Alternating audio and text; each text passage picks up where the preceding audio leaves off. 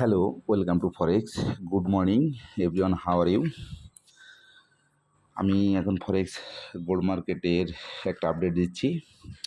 দেখেন, আজকে আমাদের পিওর পয়েন্ট আছে 2338, ফার্স্ট রেজিস্ট্যান্স আছে 2358, সেকেন্ড রেজিস্ট্যান্স আছে 2370 এবং থার্ড রেজিস্ট্যান্স আছে 2384। মার্কেটের প্রথম সাপোর্ট আছে 2332, সেকেন্ড সাপোর্ট আছে 2325, থার্ড সাপোর্ট আছে 2318। মার্কেটটা মর্নিংয়ে এ পর্যন্ত বেশি আপ ডাউন করা নাই, 4-5 পিপস আপ ডাউন করছে। লো করছে 2350, হাই করছে 2354। মার্কেটটা গতকাল বলছিলাম যে মার্কেট বাইতে যাবে।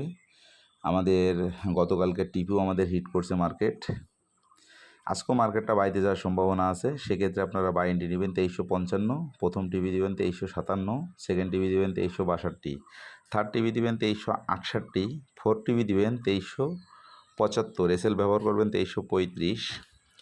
যদি মার্কেটটা বাইতে না গিয়ে সেলে যায় বা ডাউন ট্রেন্ডে যায়, সেক্ষেত্রে আপনারা সেল এন্ট্রি নেবেন 2335, প্রথম টিভি দেবেন 2333, সেকেন্ড টিভি দেবেন 2327, থার্ড টিভি দেবেন 2320, এসএল ব্যবহার করবেন 2342।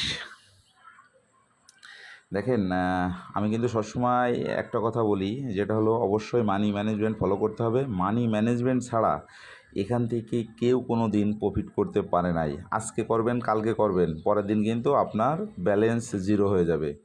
সেক্ষেত্রে আমি বলবো যে অবশ্যই আপনার মানি ম্যানেজমেন্ট ফলো করবেন এবং অতিরিক্ত ট্রেড দিবেন না। অতিরিক্ত ট্রেডও এই ফরেক্স মার্কেটের জন্য খুবই খারাপ।